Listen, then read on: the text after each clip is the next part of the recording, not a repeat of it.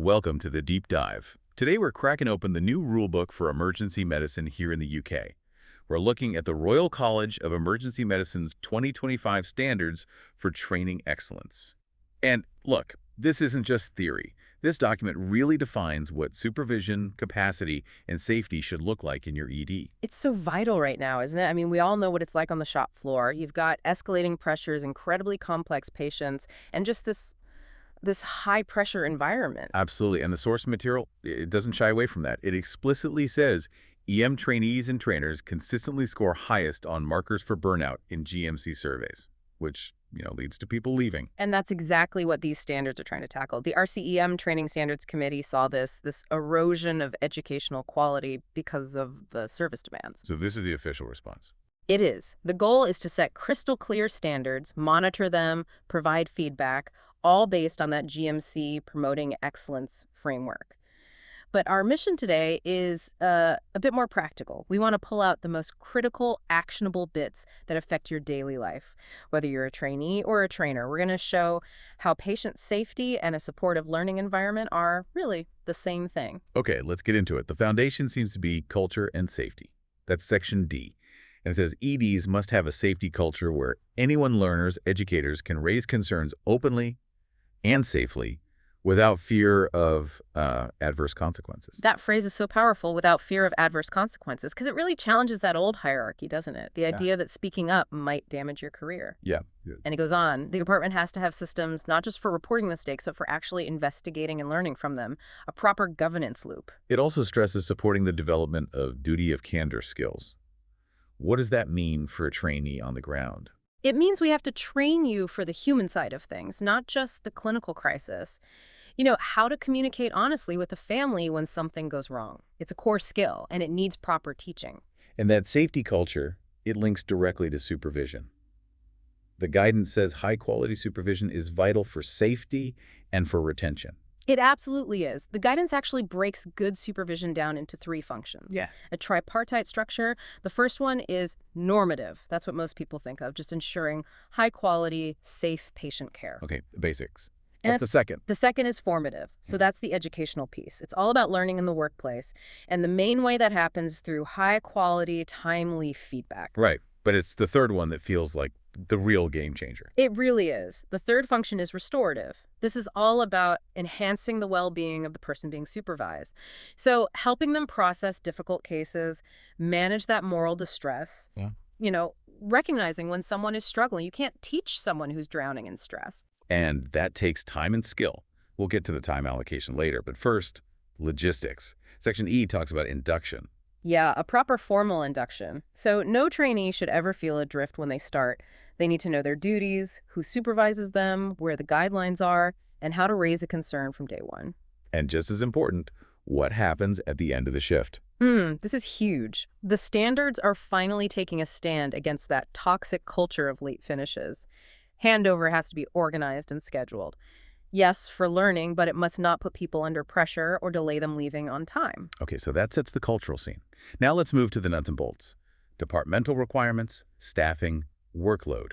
Section A. Right, and the standard here is quite nuanced. The workload has to be enough for learning, but, and this is the key bit, it must not be excessive. Education can't be compromised because you're constantly doing routine tasks that have no learning value. So if you're just being used as a service provider, that placement could be at risk. Exactly. And rota design is now tied to that. Section A says organizations have to support rotas that minimize fatigue. It explicitly backs the #RESTEM initiative, saying appropriate sleep and rest facilities should be available. So rest is now officially a safety feature, not a luxury. It is. And speaking of specific requirements, the document gets very precise about departments that see children. These are non-negotiable numbers. Okay, let's hear them. What are the key pediatric specifics? So any general ED seeing kids needs at least 1 PEM-trained consultant and 2 registered children's nurses on every shift. That's the baseline. That's to open the doors. Right. But for training accreditation, the volume really matters. For an ED to be an alternative site for that crucial CT3 or ST3 year, it has to treat a minimum of 16,000 children a year.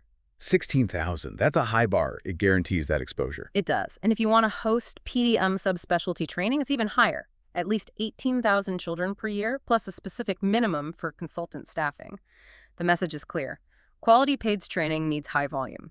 And it's not just about who's in the ED, is it? It's about the supporting cast. Section C. Yes, this is a huge one for trainees and DGHs. You need robust support from anesthetics, ICU, acute med, surgery, ortho, PAEDS, and 24-hour radiology and PATH. So what happens if, say, your surgical cover is off-site? Then the guidance says the trainee is exposed to increased clinical risk, and the hospital has to prove it has reliable, robust, and staffed transfer systems to manage that risk. The burden is on the trust, not the trainee. Okay, that's a critical point. Now let's shift to the resources for education itself. The metrics. Section H, educational capacity.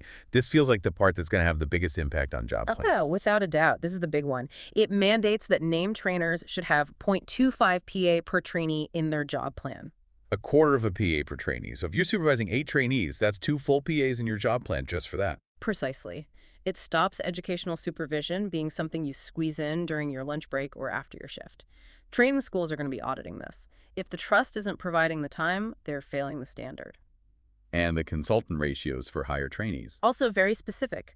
For ST4s and above, you need at least 1 consultant per trainee in the department and 1 educational supervisor for every 2 trainees. Wow. But the metric that will affect every single trainee on every shift is about direct supervision. This is a big operational challenge. The RCEM recommends a minimum of 50% of shifts must have direct clinical supervision by an EM consultant. And direct means the consultant is physically present on the shop floor with you. 50%. That's going to be tough to achieve for many departments, especially out of hours. It is, but it forces the issue.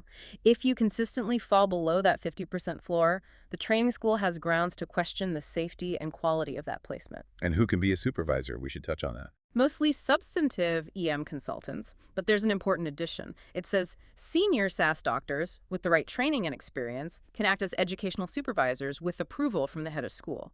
It's great recognition for them. That is good. Okay, moving to Section F, protected learning time. The time you're off the shop floor. What are the numbers? These are the minimums. For ACCS trainees, it's 3 hours per week. For ST3s, it goes up to 4 hours per week. And for the higher specialty trainees? A big jump. HSTs get 8 hours per week of protected time. And that reflects that their curriculum is about more than just clinical work. There's a lot of leadership and management stuff in there. Which brings us to Section G, the mandatory training opportunities. It's not just lectures, is it? Far from it. Departments have to provide experience in teaching, supervision, procedural sedation, and POCUS. But the big new focus is on leadership, using the EM Leaders Framework, and on quality improvement. And how is QI integrated? Is it just about attending a course? No, it's much more active. All specialty trainees have to be involved in QI projects. But higher trainees are now expected to lead at least 1 significant QI project. It's a core deliverable of being a future consultant. Okay, let's talk about one of the biggest challenges trainers face, getting balanced exposure. Yeah. Section M, the rotation challenge. Service pressure pushes everyone to reso. That's all the time. So the EM schools now have to ensure rotations give you the full spectrum, including minors and pay-tels. And if that's not happening naturally, the standard demands solutions. Like what? Like ring-fenced shifts, so dedicated shifts just for pay-tels or just for minors to make sure you get that exposure.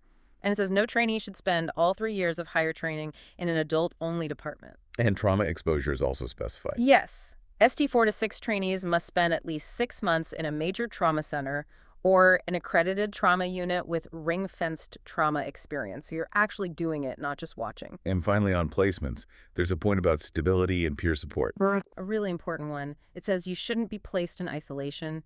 There should be at least 2 ACCS or 2 ST3 to 7 trainees at any one site, so you have that immediate peer support network. So when you pull this all together, it feels like the whole accountability structure has shifted. It really has. The responsibility for quality training isn't just on one supervisor anymore. It's on the training sites and the EM schools.